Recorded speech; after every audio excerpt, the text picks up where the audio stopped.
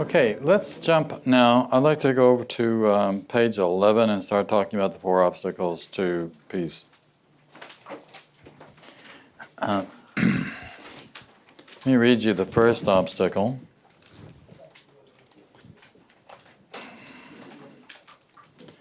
The first obstacle that peace must flow across is your desire to get rid of it. Now let's stop right there for a second. What we really need to look at is just the ease with which we throw our peace away.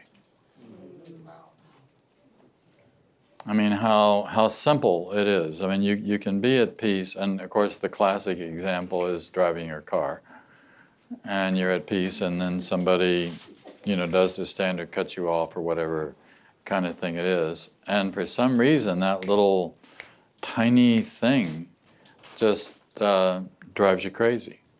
Right? So how simple it is. The desire to get rid of it is so close to the surface. That's why the Course is trying to do. We're taking this deep. We're going deeper and deeper and deeper to the point where, as a professional, you can't get it wrong, remember? All right, let's go on to the next sentence. For it cannot extend unless you keep it. You are the center from which it, peace, radiates outward to call the others in. You are its home, its tranquil dwelling place from which it gently reaches out, but never leaving you. Now, wouldn't it be nice? I mean, wouldn't it be nice if it was in there to the degree to which it never left us? Actually, one of the ways that you should notice that you are actually advancing in the Course in terms of understanding this material should be that you should find it less and less likely that your peace will be taken away from you, especially by trivia.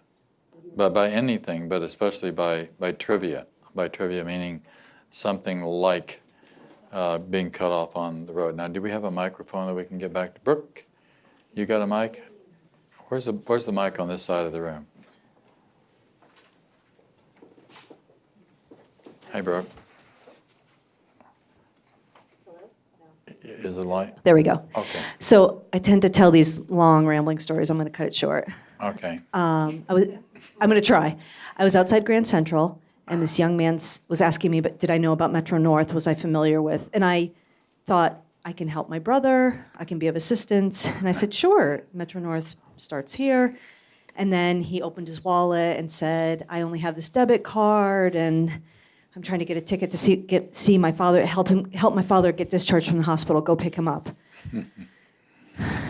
And he didn't need help. I sensed that. So I said, I'm sorry. He said, I've been standing out here since 7 p.m. and no one will help me. You're the first person who stopped.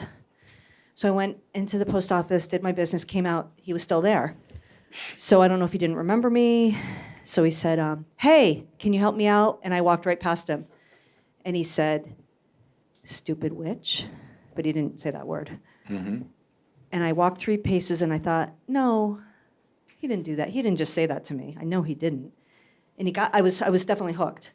So I turned around, I walked back, and I said, I know you didn't just call me that name after I was the only one to stop and help you. And then I thought of the little jingle you had to sing. Don't take the bait. Don't take the Don't bait. take the bait. Don't take the bait. It's the bait, isn't it? Yeah, oh yeah. And he called me a bad name, a really, swear word, and I had tried to be nice to him and be honestly helpful, and then I was duped into his money-making scheme, and I just thought, I'm not gonna do this. I'm not gonna do this. It's not worth it. I just turned back around, headed toward the subway, and he can go his way, I can go mine. Mm-hmm. I'm not gonna change him. I'm not gonna give him a lecture and get all incensed and upset myself and have my blood pressure go through the roof. And It was that song you taught us, and that made the difference. Oh, how nice. For those of you who don't know, I've never written a song in my life, and this is not a real song. It's just like a little bitty rhyme that I came up with, and about a year or so ago, Debbie, you helped me to sing this, and I think the 3 of you, right? Do you remember it? It said, don't take the bait, Don't make the error real. Don't let the ego out of the gate. Hold your tongue and simply wait. Don't take the bait. Don't make. Pardon? Take the path that's pure and straight. Yeah, take the path that's pure. He remembers there was a little bit long. Take the path that's pure and straight. Don't take the bait. But that's what it is. It's not taking the. But this takes training. This is a course in mind training.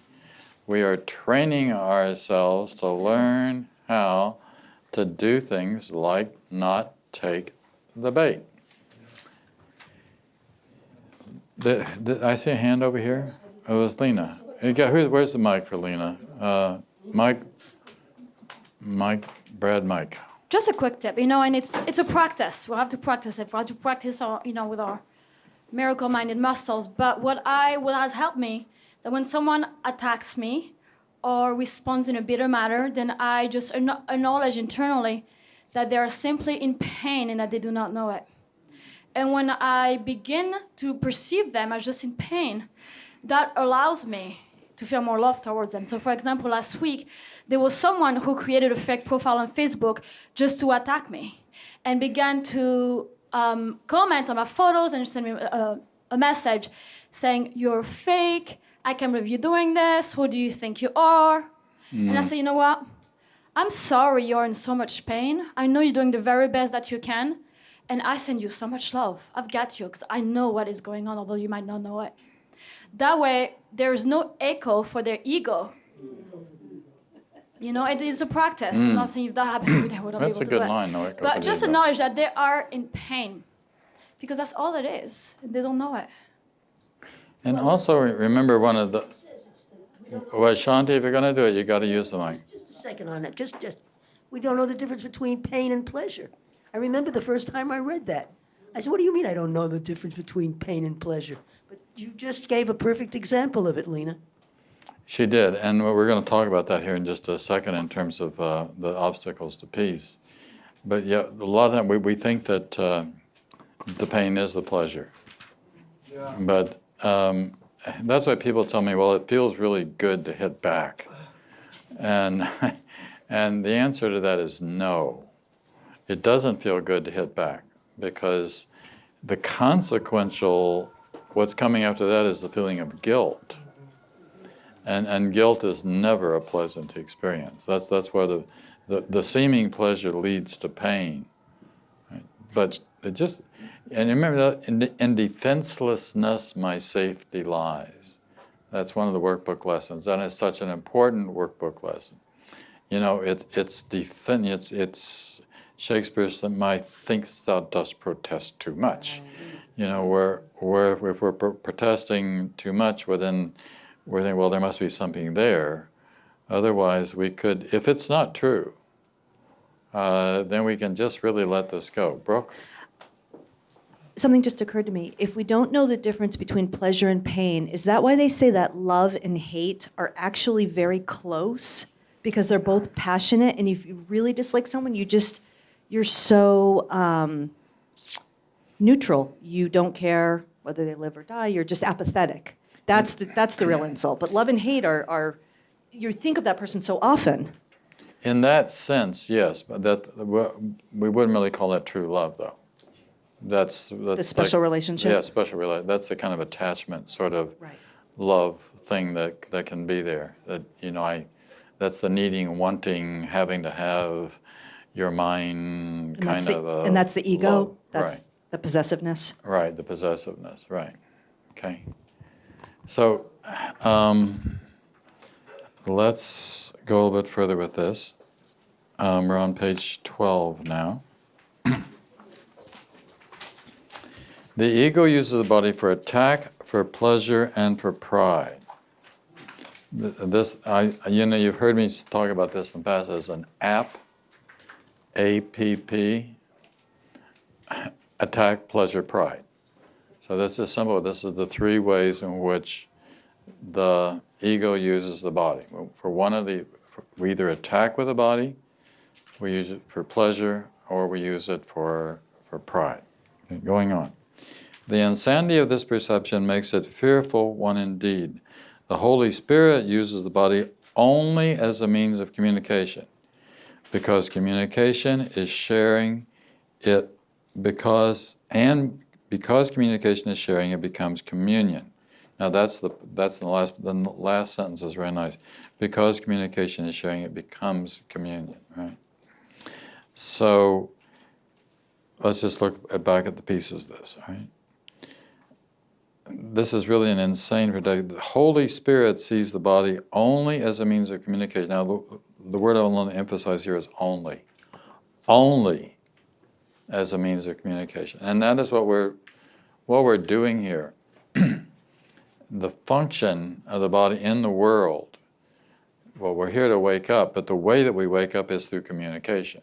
That is the primary function of the Holy Spirit's use of the body. Now, fortunately, we happen to be using it the right way at the moment. By that, I mean we are studying this material. We are trying to learn this, and we are doing it by communicating, by looking at what, first of all, these words communicate to us, which we do believe to be true, 100% true. In fact, I think it's remarkable that we have this document, which we don't doubt is to be 100% true. I mean, before the course, I think back when I was working as a young minister, we had the Bible, but the Bible was such a mixed bag that we had to kind of guess at what was the right parts of the Bible, and which there were obviously parts of the Bible that didn't make any sense. Like Adam, like in the very beginning, Genesis, God curses Adam and Eve. What? God curses Adam and Eve? And you know, as a result of what you did, your sin, this terrible thing that you've done, from now on you must work with the sweat of your children will be born in pain, and in the end you will die. I mean, that's the image of God we get. I just quoted Genesis 4, chapter 4, 17 is the one where he says, and you will die. Well, the body is going to die. The body is destined to die. But of course, that never was true. So to try to work that out along with then something like the Sermon on the Mount, which is just absolutely gorgeous, and you know that must be from the lips of Jesus, and it must be true, right? But now we have a way to understand it, that it all makes sense. The Court unravels this mess of a mixed bag of theology by telling us which of it is true and which of it's not true. And it makes perfect sense once we begin to understand it, even though it's not easy. This is complicated. It's hard for us to do. That's why we have to stop and really practice. Now let's go on to page 13. I'm just reading the parts that are in bold, obviously. Would you let a little bank of sand, a wall of dust, a tiny seeming barrier stand between your brother and yourself? Often it's really nothing. It's just the littlest, tiniest intonation in someone's voice. The little piece of selfishness that seems to be expressed on someone else's part that we grasp. Remember, the first one is the ease with which we throw our peace away, right? So how easy it is that it takes. This is why it takes a lot of practice to allow. For one thing, to allow our brothers and sisters to be insane. I mean, pardon? Well, we allow them to be, and along if they're not hurting anything other than attacking our minds, right? Then we can let it be what it is. Another typical thing is that you see someone who's hurting themselves, and with, say, smoking or something, right? We don't say to you, "You idiot, you know what you're doing? I mean, why are you doing this? Why don't you realize you're..." Everybody knows, right? We don't have to point out error. We don't have to point out the sin or the difficulty. It's going to be, and pointing it out, by the way, is probably just going to be met with defensiveness. So seeing how it's going to be met with defensiveness, you've done nothing. You are not, Julie was saying at the break, talking about Ken's emphasis upon kindness. That's not being kind, you know. And during the break also, Yasko told me about some incident in which one student pointed out to another student their error in misperception. Well, it's really not your job to be pointing out to one student an error in misperception. You know, when I was with Ken, I was asking Ken's help in this. That was different.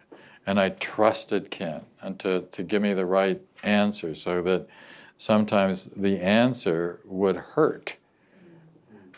But when I say it hurt, it hurt on an ego level. But deeper inside, I knew he was right. So knowing that he's right just meant that there was more that I had to just be quiet and look at. No defense was needed. The moment you need a defense, now you're saying that there's something here. Otherwise, you wouldn't be defensive about this. And it doesn't make any difference how big it is.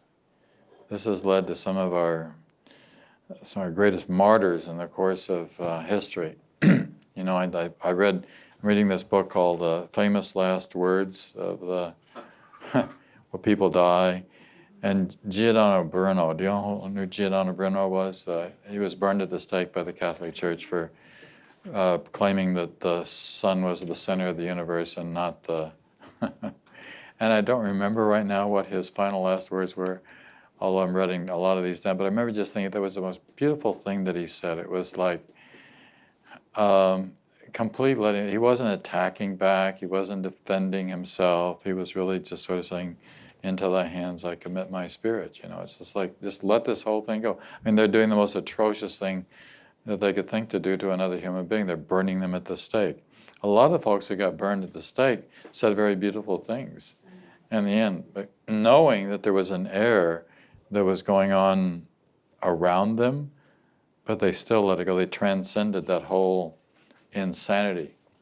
And from that standpoint, probably also did not really suffer. You know, we really don't, in terms of in terms of the Course in Miracles, Jesus really doesn't suffer on the Course, on the cross, right? Not the Course. Maybe the Course he suffers, I don't know, because of the way we misinterpret it. Just joking. Let's go on with this part.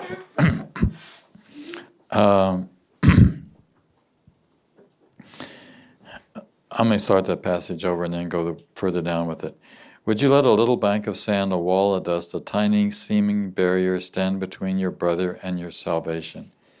And it is a brother too, or a sister. It really is, you know, if you can see them the right way. And yet this little remnant of anger you cherish still against your brother is the first obstacle. The peace in you encountered in its going forth, this little wall of hatred would still oppose the will of God and keep it limited. It's such a little tiny thing that takes our attention away and claims somehow or another its reality, when it has no reality other than the reality we give it. And going on down, God's will is one, not many. It has no opposition, for there is none beside it. And let's go to page 14, the attraction of guilt. I talked about this a little bit last time, but let me reiterate. There are 4 times that the Course talks about attraction.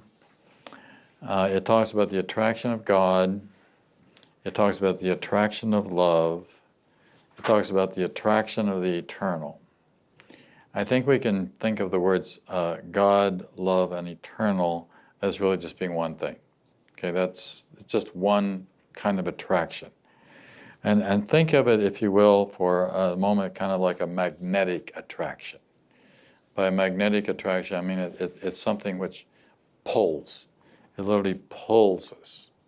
And what you're doing here is, in part, you're pulled by the attraction of this course.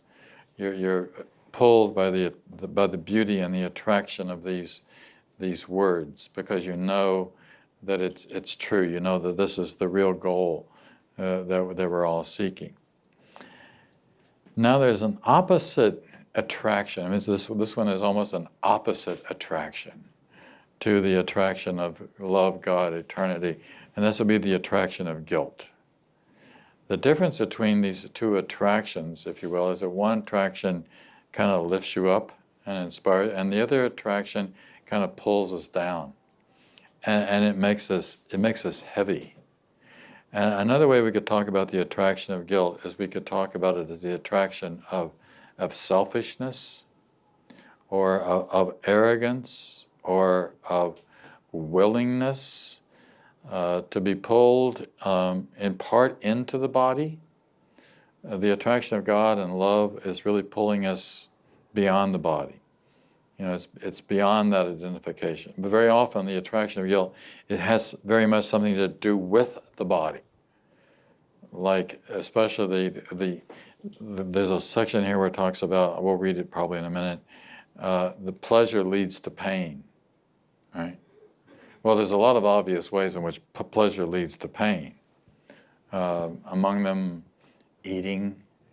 I mean, some of the more obvious ways that, you know, this is a very pleasant, it seems like a very pleasant thing, but then we overdo it, and then when we overdo it, then we feel guilty. And then that pulls us down, or the attraction of any kind of stimulant that we would overstimulate. It's not that there's nothing wrong with eating, there's nothing wrong with drinking, there's nothing wrong with sex, there's nothing wrong with enjoying the world. It's when we allow that to become so much the attraction and the pull for us that we would miss out on this other attraction, that we would miss out on the real attraction, the attraction, you know, don't you want to wake up? I mean, don't you really want to get out of here? I mean, get out free of this world and free of this insanity, which is what it is. It really is. So why not go there? At the same time, there's this attraction, this thing that weighs heavy and pulls us down. So let's read about the attraction of guilt. The attraction of guilt produces fear of love. For love would never look on guilt at all. And would never look on it, I mean, would never accept it, would never be pulled by it. Real love would never be seduced by guilt.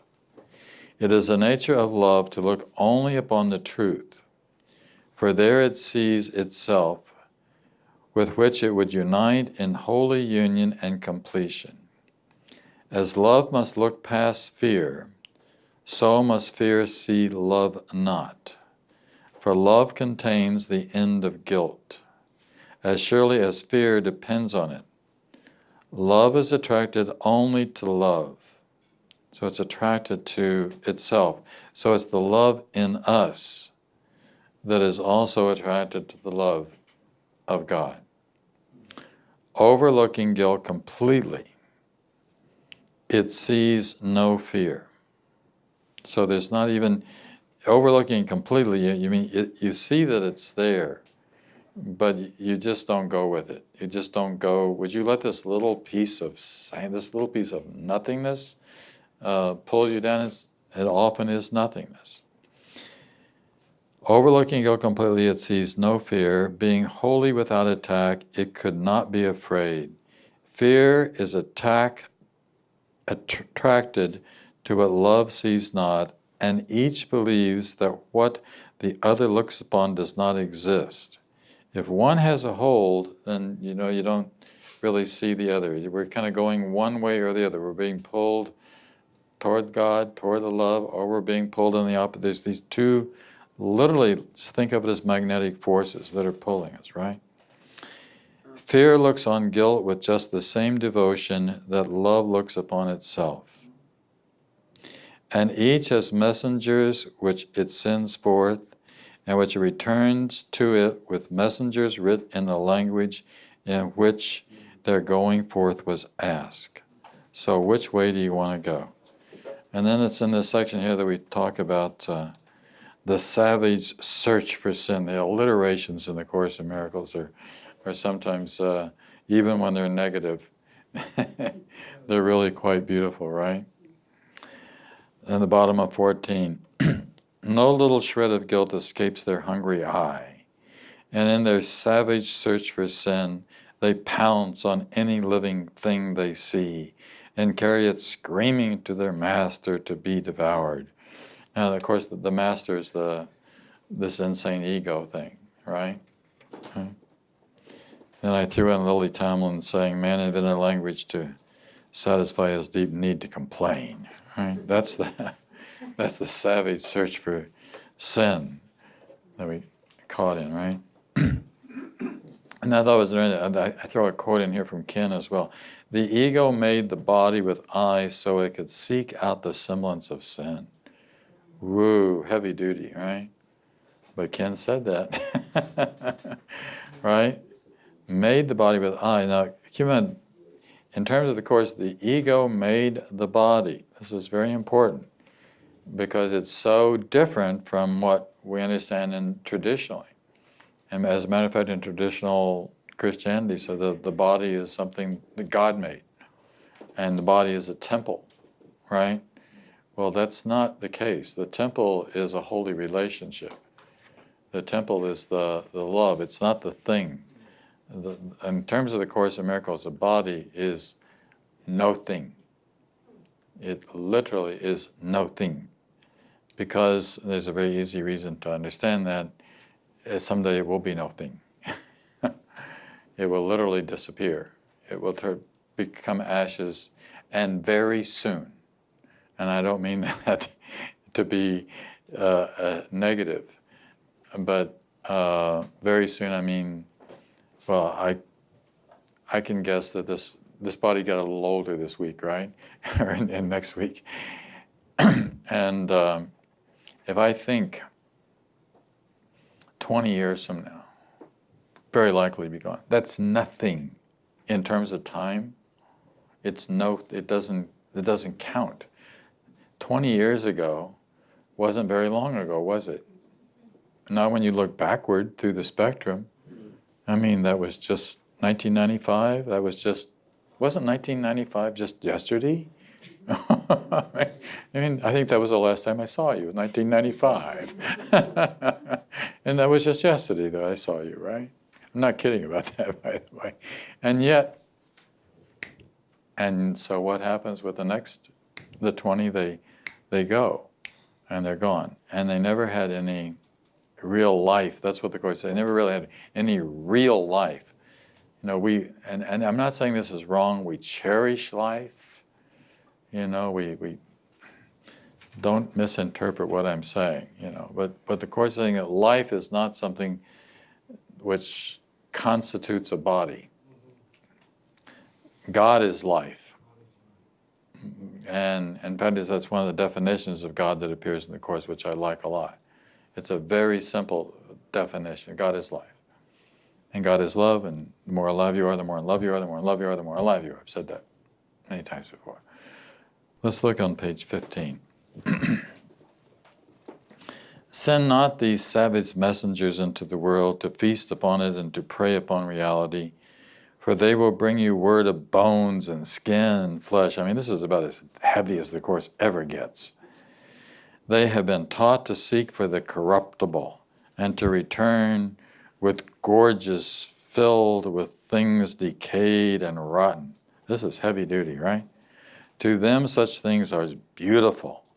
You know what? The sin that they dug up, that they found. Look at this, this egregious thing which has been done, right? Because they seem to allay their savage pangs of fear. They seem to allay their savage pangs of hunger. For they are frantic with the pain of fear, and would avert the punishment of him who sends them forth by offering him what they would hold dear. This is this insanity of the world. And it's always been an insane world. And in the bottom of 15. This Holy Spirit has given you love's messengers to send instead to those you train through fear. This is the other kind of attraction. But there's the two attractions. Now we're talking about the attraction toward God. They are as eager to return to you what they hold dear as are the others. If you send them forth, they will see only the blameless and the beauty, the gentle and the kind. There's your kindness, Julia. That's what we want to be sending out, right? They will be as careful to let no little act of charity, no tiny expression of forgiveness, and no little breath of love escape their notice. So it's really looking for what's the right side, right? And they will return with all the happy things they found to share them lovingly with you. Be not afraid of them. They offer you salvation. Theirs are the messengers of safety, for they see the world as kind.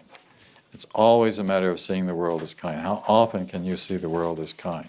And if you're not seeing it as kind, then whatever you see doesn't really matter. It just is what is, and it doesn't make it a darn bit of difference. Let's do the second obstacle on page on 17 as well. So the second obstacle which peace must flow across, and closely related to the first, is the belief that the body is valuable for what it offers. And here is the attraction of guilt made manifest in the body and seen in it. What has the body really given you that justifies your strange belief that in it lies salvation? Do you not see that this is the belief in death? Here is the focus of the perception of atonement as murder. Here is the source of the idea that love is fear. And going on to the bottom. Such is each life, a seeming interval from birth to death and on to life, a repetition of an instant gone by long ago that cannot be relieved. This is why reincarnation is insanity. Reincarnation doesn't make any sense. Why would we be so attracted to a body to be able to just go to repeat from one dream to another dream, to another dream, to another dream, to another kind of, it's actually kind of going from prison to prison to prison to prison, when the idea is to get out of prison, escape the whole insane concept that there's some sort of real life here. There is life here. But the Course is saying, one of the things that happens when you read near-death experiences, the people will say time and time again, it is so much more real. It so transcends what we call reality that it's literally ineffable. It's really unspeakable. You would find that in Ibn Alexander, you would find that in Anita Morjani, you would just find it time and time. Remember Cora, who was in class, several months ago, we had this, Cora, who was in the class, talked about a near-death experience, and I watched back to that piece on the video, and I noticed that when she talked about it and her experience, she kind of waved her hand in front of her face like this and go, whew. It's like she was trying to cool herself down almost. I says, whew, she says, that's home. That's the real home. And she said, I wanted to go home. She wanted to stay home. She wanted to be home. So this, and the things that we do in this world to try to find, quote, satisfaction or to pleasure, the Course says that it's all temporal. It all has its moment, and then its moment is gone. And the only thing that you could do then would be to try to find that moment again in some other way. So we eat again, or we drink again, or we play again, or we whatever game that keeps us distracted long enough. It's interesting. The next Course in Miracles conference is going to be in Las Vegas. Well, you know which Sin City, right? Which is sort of as much kind of outside as you. It's all about. It's the outside. There's so much glitz and so much glitter and so much externality, so much sex and so much sin and so much whatever it is that seems to going on to divert the attention, and yet there's this sense of it being completely empty. And now, don't take it too wrong by that. I mean, I have some very good friends and Course in Miracles students in Las Vegas, and I think they just see that it's like being in a movie all the time. I mean, but we all are in the movie all the time, and here we are in this big city, and we get to witness it. Well, there it's like it's so obvious that it's a set. And it's all set up that you can kind of get above it a little bit and just kind of. My wife has never been. I'm going to take her next year just to witness. I mean, just to see. There are some very pretty things. The fountains of Bellagio are pretty incredible. I mean, but they're just the things for the eyes. It's something for the eyes to see. All right, let's go down to the. Pardon? But the food's pretty good too. The food's pretty good too. Yeah, there's all this stuff. You know, the whatever it is that the man can create. Right? We like the beautiful stuff. Bottom of 17. Is it a sacrifice to be removed from what can suffer? The Holy Spirit does not demand your sacrifice the hope of bodily pleasures. It has no hope of pleasures. But neither can it bring you free of pain. Pain is the only sacrifice the Holy Spirit would ask that, and this he would remove. Now, I have to say with regard to, just look at the bottom of 18. This is sort of reflecting of something I heard Ken say once too. Do not give power to pleasure. It's part of what we're saying. Do not give power to pleasure. Doesn't mean don't have pleasure. It's just don't give power to pleasure. Don't make that the thing. At the same time, don't give power to pain. So we give power to pain as well. Now there's two kinds of pain. There's the mental anguish, which it's easy for us to see that we give power to that. That's very easy. It's because we suffer, we choose to suffer over a hurt or a loss or an insult or something. But that's totally a choice. It's harder to understand when it comes to the body. But I think, the Course is saying it applies to the body as well, right? Now I'll admit that this is a piece that I don't really understand. And I don't know who among us really does understand this. But what I'm saying is, who really understands that pain is not necessary. That it's possible to transcend all pain. I think it's possible, but you've got to get, I think, to the professional level with this. You've got to get to the Jesus level to really, really, really completely transcend this. Right? Although I think we can all probably understand that there are things that we can do. First of all, that the mind does play a big role in the creation of pain. Right? And that it is a matter of choice. I once broke my arm, and I went to have it set, and the doctor was about to put the bone back in its place, And I said to the doctor, would you just wait a second? And I closed my eyes, and I waited, and I said, okay, now you can do it. And nothing happened. And the doctor says, I've never seen anybody do that. So, and I'm not claiming any advance. This was a very simple little thing, right? Because pain hurts, pain. There are a lot of other times when they would not have been able to have done anything like that, right? And certainly have been through my share of 2 heart attacks, quadruple bypass, cancer which spread, encephalitis, like we've all had, right? One of the things I think of, though, about when I had the cancer, and I don't know how to explain this, but, and it wasn't fun, especially the chemotherapy. It got pretty sick before that process was completed. But somehow or another, throughout that whole process, I just never believed that it was going to get me.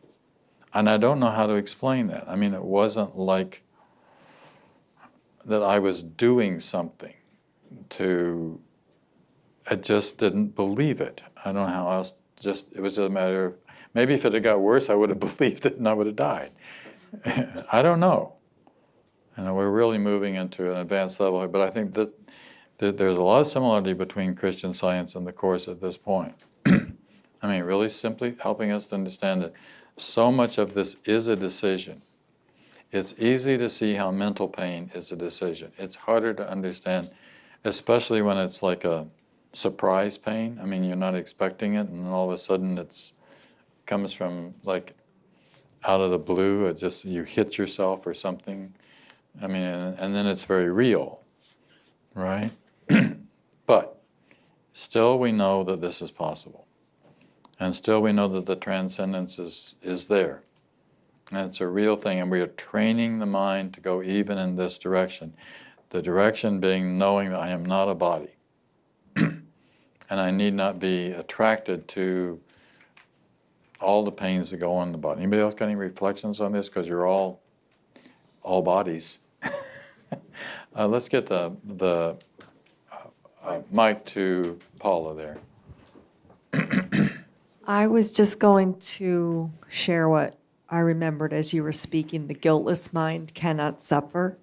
Yes. And just, thinking about it for myself, just the constant undoing of the ego, releasing the unconscious guilt and fear. Doesn't matter, I'm telling myself, if it's a mental anguish or physical pain, it's like all the same. I like the phrase saying that used what was about the guiltless mind. The A guiltless mind cannot suffer. Cannot suffer. The French have a saying: "There's no pillow as soft as a clear conscience." Right?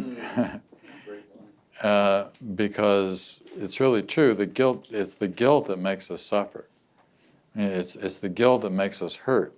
And it usually has something to do with something that we've been selfish, or that we've hurt somebody else, that we've done something, that we've taken something that didn't belong to us, or just whatever it was. But the guilt is so horrendous. It stinks so bad. It smells so awful. Hopefully we learned. Bob Mindell, anybody remember Bob Mindell? He was a teacher here in New York some 20 years ago or more. He used to say, tell the truth as fast as you can. I always liked that phrase. Tell the truth as fast as you can, because it really keeps you from having a guilty conscience, right? I mean, it makes you can sleep. Even when it's, very often it's something that's inconsequential in the first place.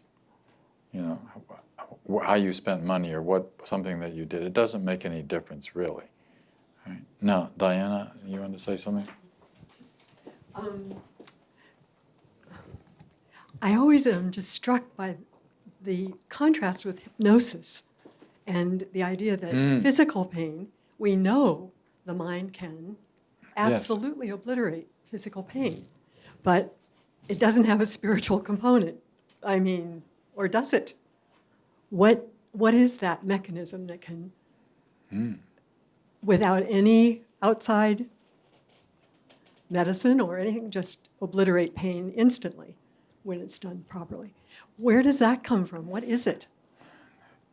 Good question. I mean, just that's a really good question. And I don't know the answer to that, but it's obvious that you're demonstrating that it is possible. It does absolutely. It absolutely works, Works. right?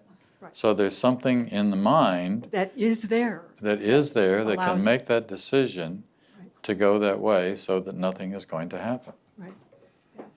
Wait, let's get the mic to Lily Katz here.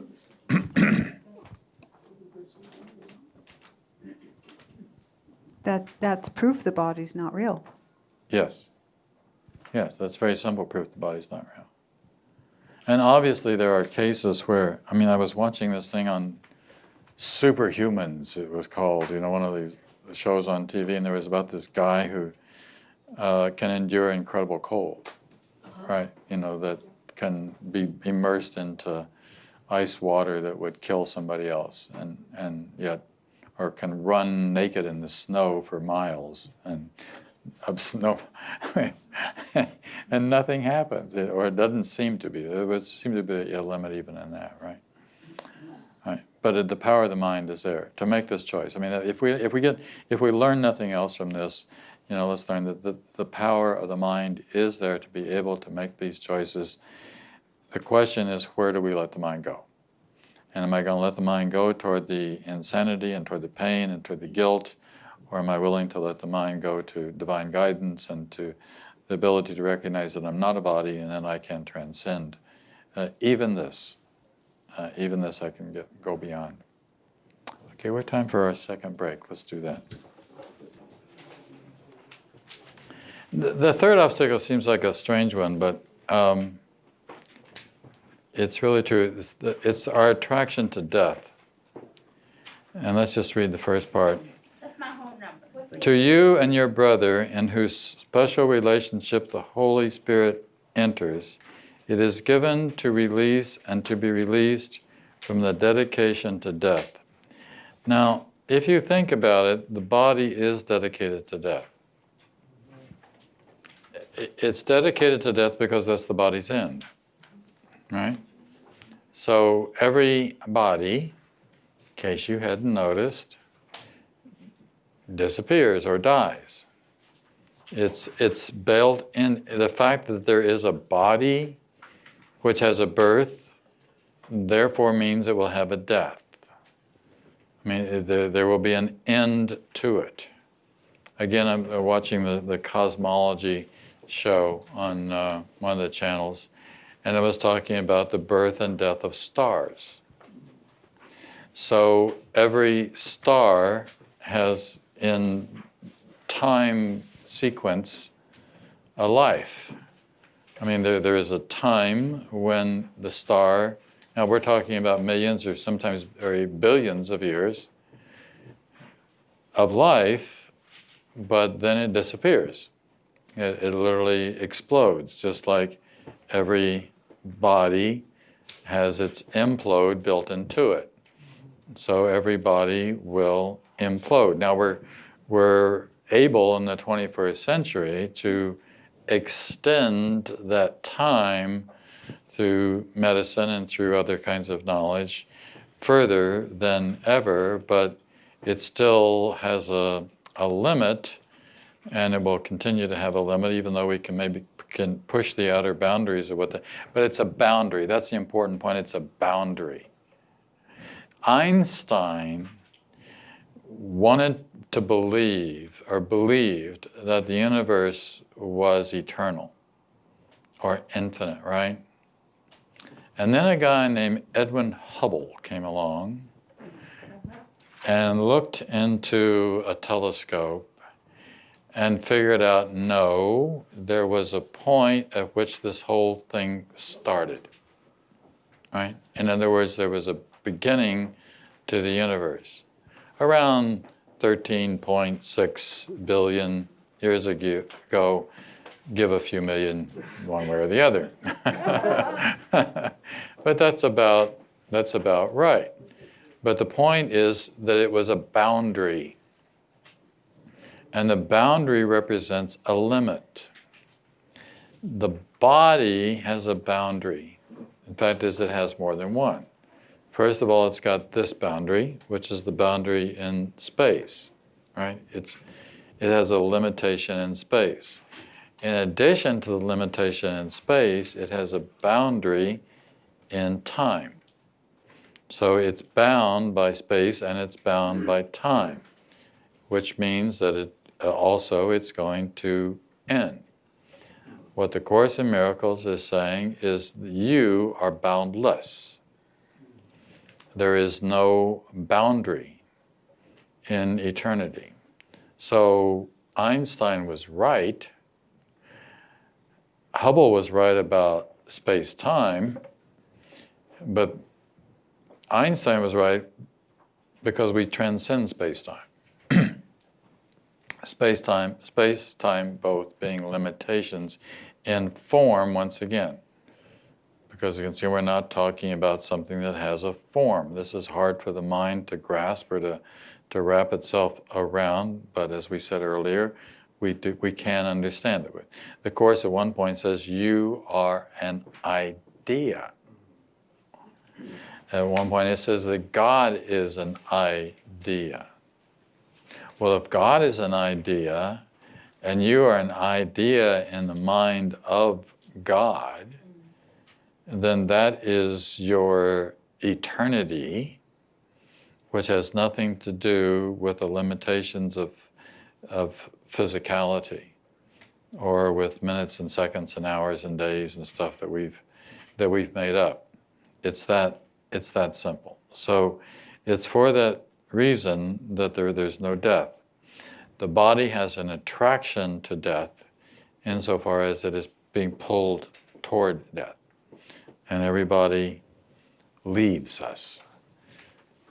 So let's go to page 22. So when everybody dies and the bodies then become ashes. Certainly ashes are not who you are, or it becomes food for worms.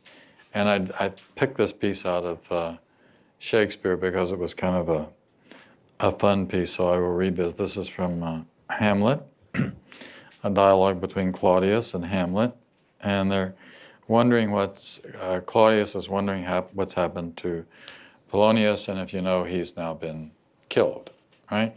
So, Claudius. Now, Hamlet, where is Polonius? Hamlet, at supper. Claudius, at supper, where? Hamlet, not where he eats, but where he is eaten. A certain convocation of politic worms are in at him. Your worm is your only emperor for diet. We fat our creatures else to us, and we fat ourselves for maggots. Your fat king and your lean beggar is but veritable service, 2 dishes, but to 1 table. That's the end. Claudius, alas, alas. Hamlet, a man may fish with the worm that hath eat of a king, and the eat of the fish that hath fed of that worm. So, and then as I said, Einstein was right. All right? God or the universe is eternal. And that's the way the cycle is within the context of the physicality, within the limited cycle of the world and this place that we live in. So there's no eternity here. And let's go to the top of 23. No one can die unless he chooses death.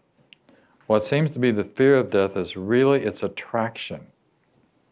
There's also an attraction in death, I might say, that in terms of the attraction of nothingness, the attraction of, when someone commits suicide, for example, right? Very often, no doubt, the hope is that the hope, well, first of all, there's no hope. So the attraction is that they will be free of whatever the anguish is that's going on inside. I tell this story in Lesson 101 Perfect Happiness. A psychologist, counselor told me this.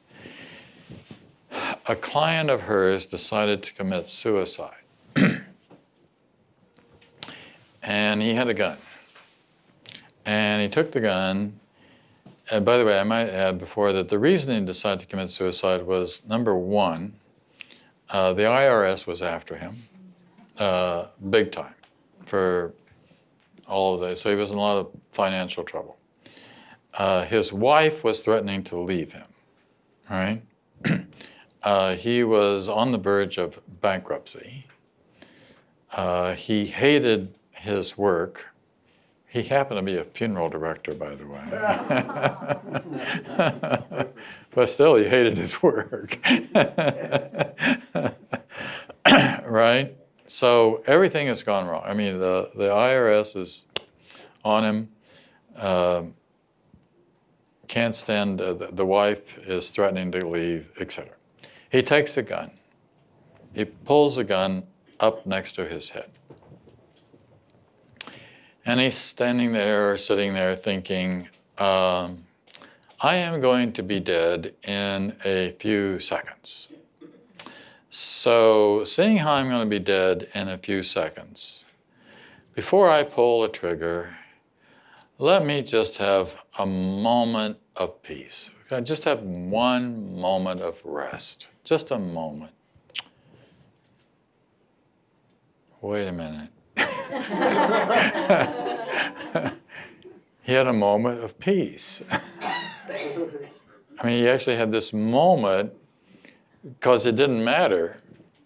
He was going to be gone soon, so the IRS couldn't get him where he was going. And then he realized, well, if I could have a moment of peace, maybe I could have more than a moment. Well, his wife ran off with another man. He sold his business to his son. He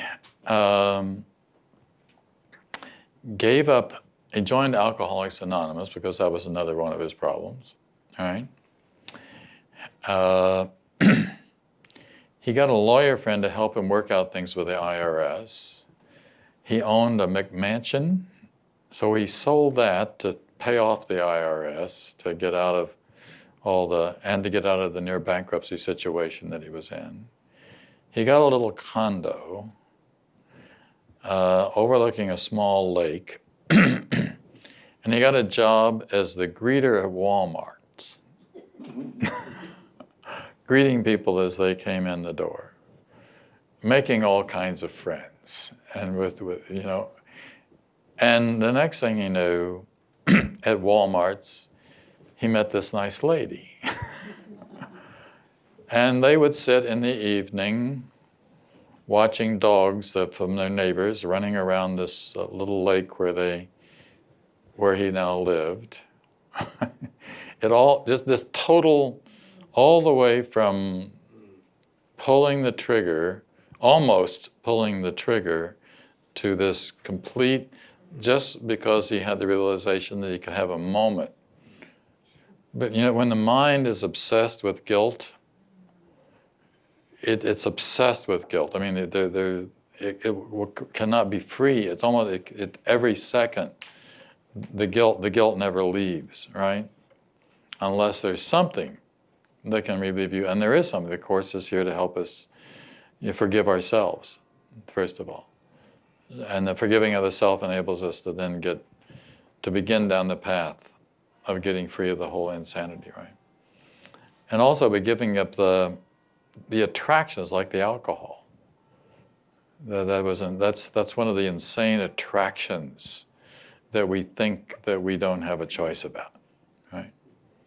All the time it's just a simple little decision, just one simple little decision that turns everything around. Well, it's just sort of it's a nice story. It's a fun story, right? Let's go on to page 23.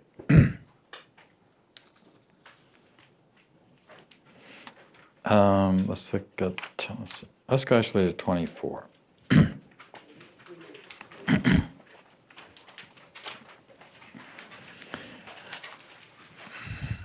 Your dedication is not to death at the top, nor to its master.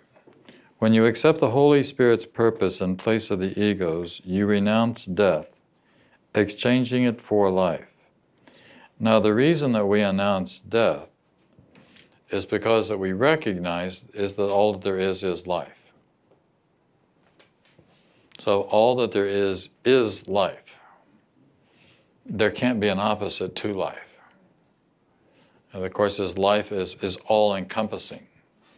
Therefore, there couldn't possibly be an opposite to life. Jesus says in the Gospels, I have come that you might have life and that you might have it more abundantly. So that there's even more life. And that's again part of what happens when the people report these near-death experiences, is they come back and say, no, not only is nothing lost, everything is gained. There's so much more that we can't even explain it, but there's just so much more. We live in an incredible confinement, not just the confinement of the body, but the confinement in the mind too, and the confinement in space, and the confinement in time, and the limitations, these incredible limitations, right? Knowing that one is eternal is a great liberation. And the next two sentences. We know that an idea leaves not its source, and death is the result of the thought we call the ego, as surely as life is the result of the thought of God. So it's the thought of God. It's going back. Brad, what did you say the workbook lesson was for today? Do you remember? Gratitude? Not the title, but it's all about gratitude. Right. It's all about gratitude. And I was mentioning to you that, no matter how powerful the voice for God is, if it's heard, it can do no good. Right. I thank my Father for his gifts to me. Right. Is that the lesson today? Okay. Well, that's it. If we should just really be thanking our Father for the gifts too, recognize the gift. What gift you have? Life. You have life already. In a limited form, it's within the context of a body, but it's a greater life. Then that's why I've said before. I think that the first thing that's going to happen when you die is that you're going to go, well, I'm still here. Nothing is lost, and therefore it is kind of like waking up in the morning. At which point, by the way, I don't think that will be any in the encephalitis experience that I had in 2007. I don't remember a lot of it or all of it, but a part of what I do remember is that it was very peaceful. It was very, very nice. It was just sort of like floating in space. But I got thinking about it later, there was no missing of anybody. See, that was an interesting part of it. There was because it was like stepping outside of time. See, those of us who are here when we lose a friend, George lost a good friend this week. When we lose a friend, we suffer. We suffer. We're the ones who are suffering. We're the ones who experience the grief. We're the ones who experience the loss. The separation is a good word. But it's not true for those who are gone. They're not looking back and mourning the fact that they're no longer on planet Earth. And one of the reasons they're not looking back and mourning the fact that they're no longer on planet Earth is because what's in front of you now is so much greater than what's behind, than what the little piece that's there. And I just think also because God is kind, and it's not going to, there would not weight us down. And also I think it would help us to be able to see at that point, true communion cannot be lost. So the love is not lost. we can't lose that, because the way that death is described again is an awakening, but it's an awakening into the, as I talked about a moment ago, a present memory. So it's an awakening into now, and in now we're all there already. Does that make sense? Let me try to explain. This is an interesting little story.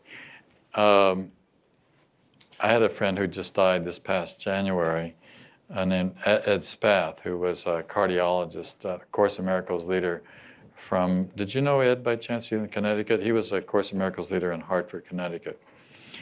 And he tells this story. He was very interested in near-death experiences. In fact, he was working on a book on near-death experiences when he died, which maybe was a kind of a prep, a good way of prepping oneself for this. So when he had a patient who'd had a near-death experience, he would always ask them about it. We had this one patient, and he was not, of course, the doctor. I mean, he was the cardiologist that was involved. Somebody else did the surgery on this particular man.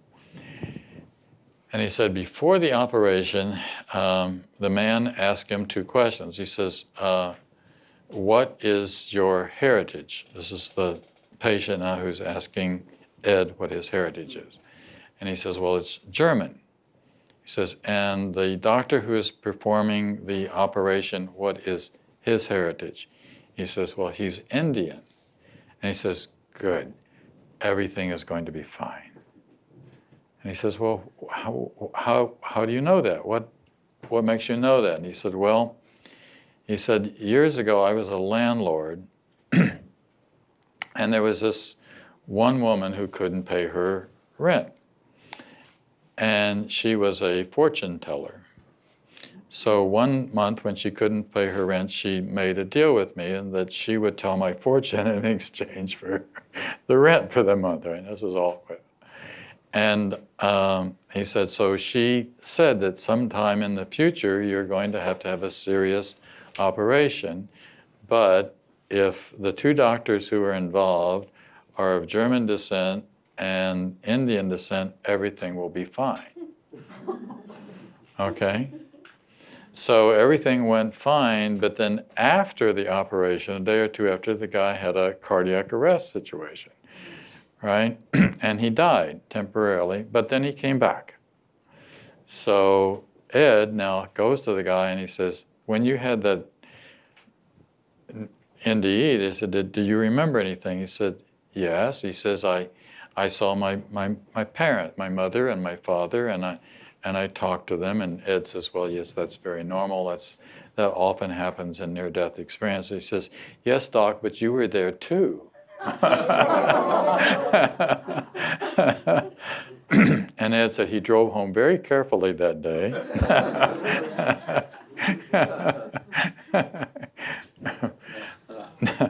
Now, what was interesting about this is that, I had this near-death experience in 1976, and there was no body there initially, but as I began to sort of descend, I don't know how else to explain that, but as I came back, there was like a return to the body.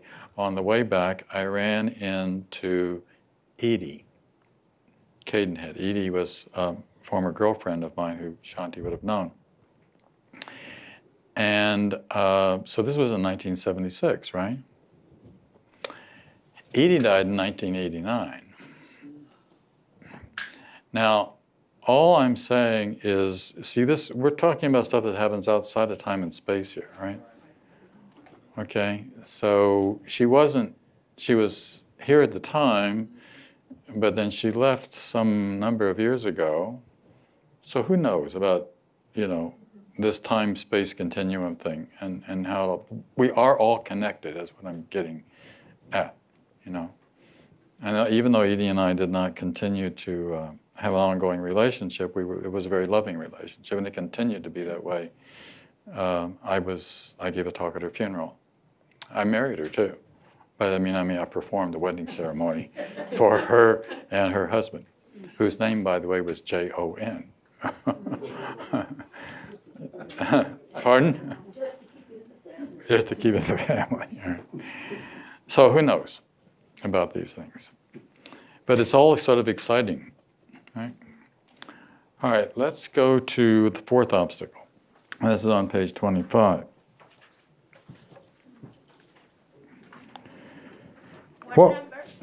Page 25, we're looking at the fourth obstacle to the fear of God. What would you see without the fear of death? What would you feel and think if death held no attraction to you? Very simply, you would remember your Father. The creator of life, the source of everything that lives, the Father of the universe, and the universe of universities. Now I have to stop here for a second and say, this is an interesting phrase that appears in the Course. It's like the sentence at the end of 52, would you not rather join in the thinking of the universe than continue to obscure all that's really yours with your pitiful meaningless private? This is the only time the phrase universe of universes appears in the Course. It never appears any other point, right? So let me read it. The creator of life, the source of everything that lives, the Father of the universe and of the universe of universities. I think it would be really helpful if we could try to transcend space-time to talk about the universe of universities. You know, we're really talking about dimensions of the mind that we know only the tiniest little pieces of. If you, to go back to cosmology, if to talk about the cosmology and remember that saying that there's a sun that's 1 billion times bigger than our sun, those thoughts are so phenomenal, and they're talking about something physical. So what is it that's so phenomenal, which has nothing to do with physics, as we understand it, but has to do with the mind? Gene Houston, who was one of Shanti's friends and teachers for a long time, used to talk about how we use 10% or less of our minds, fraction of our mind, just a piece, just a little piece of the mind. Becomes our everyday life, and we walk around with only a fraction of a sense of what reality really is. So this is taking us into the deeper reality of moving all the way home to God again. Let me start that last piece over again. The creator of life, the source of everything that lives. And notice that line, everything that lives.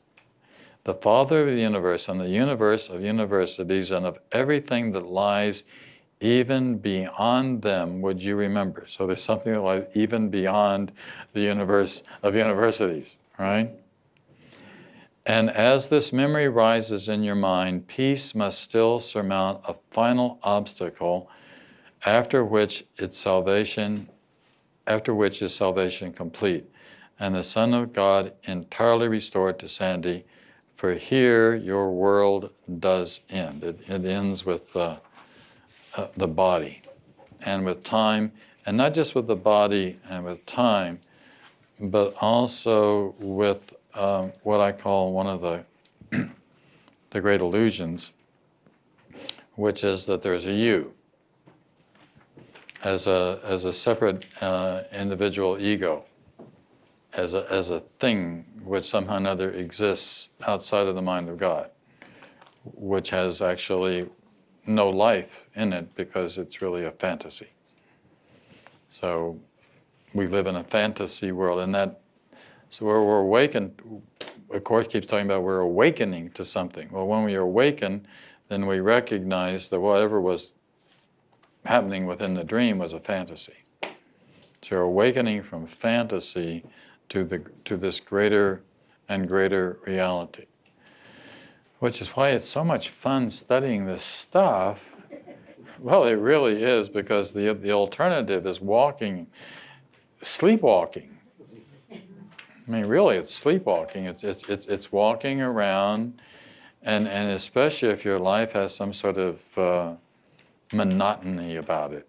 I mean, the monotony of days, the repetition of over and over and over again, and all the time feeling like there must be an exit to this monotony somewhere. I think that would be one of the worst parts about being in prison, is the monotony of the days. I mean, it's all, everything is controlled by bells, right? And the bell rings and you go to lunch. The bell rings and you get up. The bell rings and you go to the yard. And good. Yeah, no, it's time for the bell to ring. Oh, it's later than I thought. Let's you can finish reading this on your own. Somebody would like to show your cards? We used a few cards, shares. For those of you who haven't been with us before, you got a little card. That's your card for today. Did you not get one? You should. There's plenty of extras around and empty chairs. Grab a card. You want? Okay. Where's the mic? All right. Lily Katz. All right. Are you on? It's red. That should be on. Hello? Oh, you got red means on. Green means on, or red means off. I never could get those two things figured out. Green means on, but red means the batteries are dying. If you can speak, just speak. Try it. Okay. What could you not accept? Wait. Shh. You're doing good. Okay. What could you not accept? You're good. We can hear you.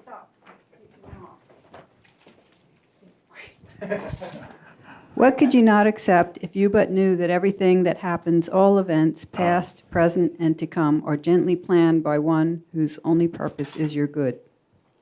You know, at another point, I'm not going to do it now, but a student sent me an email a couple weeks ago and asked about that. And I wrote about a 2-page answer that I called the divine plan. Sometimes it would be really interesting to talk about what we mean by the divine plan. There is a divine plan. For all of it. That's the part of the. There you go. I mean, that's the same thing we've been talking about. That's the oneness you were referring to. That's the oneness, right? That's the thinking of the universe. I said that there is an intelligent. Give a mic to. I'm sorry. That's guiding one's life.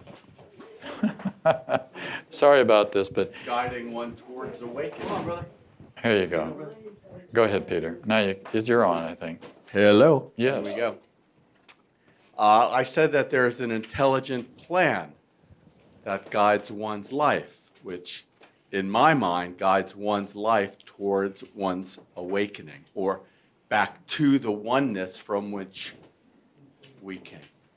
And in terms of what we've been talking about all day, what the Course is saying is that the more that you can tune into that plan, the more alive you are, the more exciting life is, the more you know what love is, and the less likely it is that you will know despair or anguish. And even when the plan has some element, seems to have some element in it that might cause despair, it doesn't have to if you see it from the higher level. I mean, you'll see that even this, I mean, again, when I got cancer, I went, no, I didn't plan this. But then later on I said, no, I realized I did plan it. It was part of the plan. And the reason for it, in my case, was so I could take a good look at death and say, no, thank you. Billy. Yeah, pass the back mic to me, if you can. Otherwise, it just doesn't get on the... Hello, yeah. Yeah, okay. Each day, each hour, every instant, I am choosing what I want to look upon, the sound I want to hear, the witnesses to what I want to be the truth for me. It's choice. So remember I said the main things that Ken emphasized were look, choice, decision-making, purpose, what is it for, and then kindness. Right? Those are key Ken themes. And choice was a very big theme. All a matter of simply making sometimes a little tiny decision can have a tremendous effect, right? Like not getting angry. A couple more and then we're going to do a meditation. Anybody else on this side? Oh, who's got the mic? Oh, is there only one mic? That's the problem. Now there is. Oh, yeah, I'll read share yours. mine, and then I'll pass it. Why don't you? A sense of separation from God is the only lack you really need correct. Okay, that's it. I mean, that's the message for today. Let's stop at that, seeing how that's the message for today. So we're going to do a meditation, and I'm going to get just a second out of here.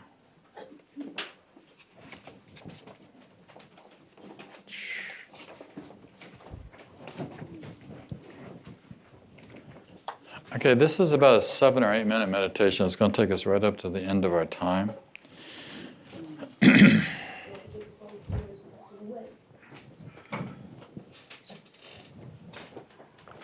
So why don't we close our eyes?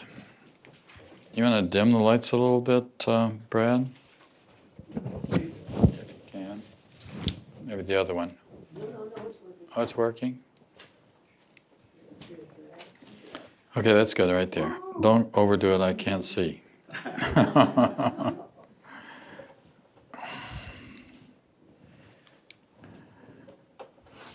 So take a couple of deep breaths and relax and be very present.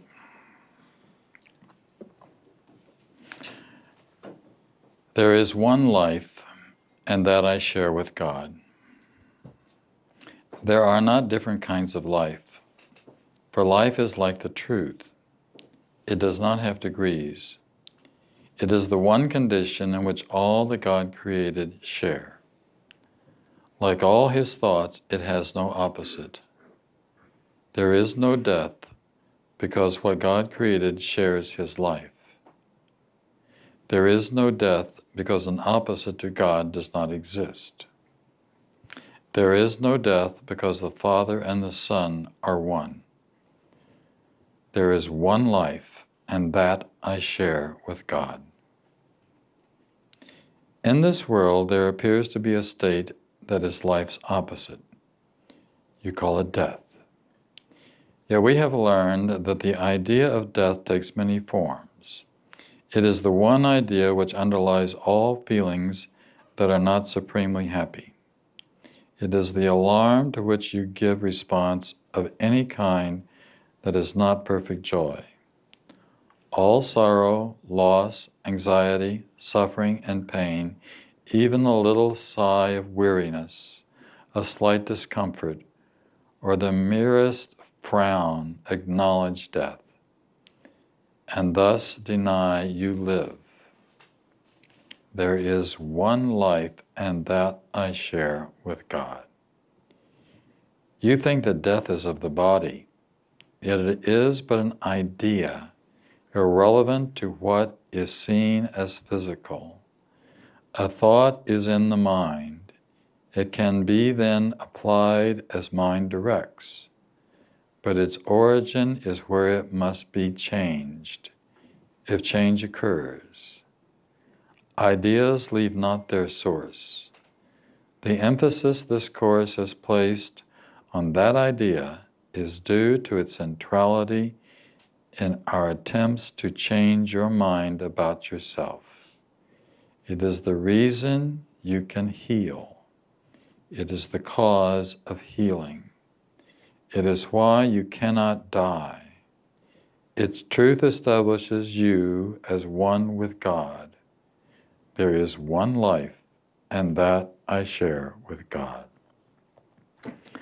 Death cannot come from life. Ideas remain united to their source. They can extend all that their source contains, and that they can go far beyond themselves, but they cannot give birth to what was never given them. As they are made, so will their making be.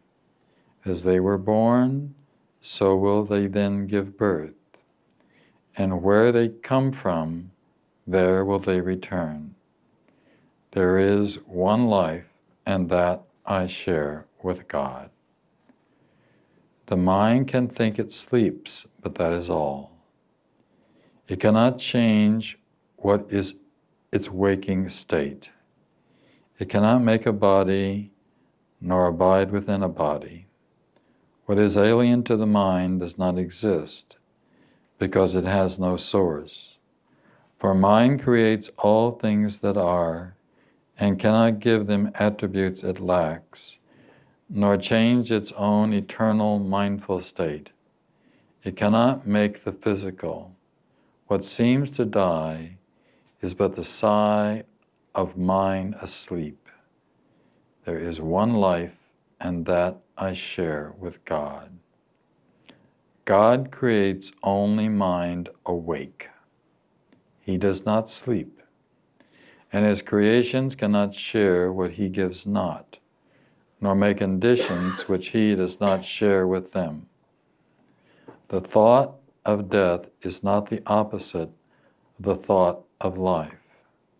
Forever unopposed by opposites of any kind, the thought of God remains forever changeless, with the power to extend forever changelessly, but yet within themselves, for they are everywhere. There is one life, and that I share with God. What seems to be the opposite of life is merely sleeping. When the mind elects to be what it is not, and to assume an alien power which it does not have, a foreign state it cannot enter, or a false condition not within its source, it merely seems to go asleep a while. It dreams of time, an interval in which what seems to happen never has occurred. The changes wrought are substanceless, and all events are nowhere. When the mind awakes, it but continues as it always was. There is no life, and that I share with one. There is one life, and that I share with God. Let us today be children of the truth and not deny our holy heritage. Our life is not as we imagined it. Who changes life because he shuts his eyes, or makes himself what he is not because he sleeps, and sees and dreams an opposite to what he is. We will not ask for death in any form today, nor will we let imagined opposites to life abide, even an instant where the thought of life eternal has been set by God himself. There is one life, and that I share with God.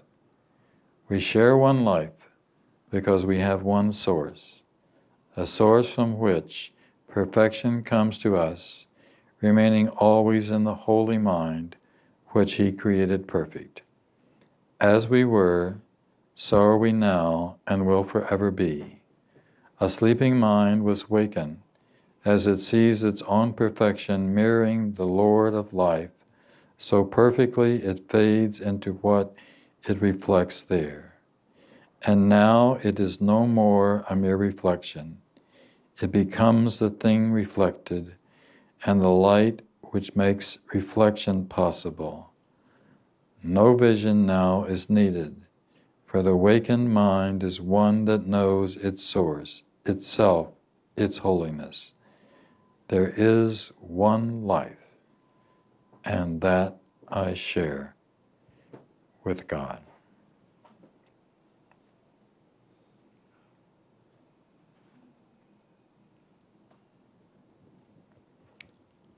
So be it.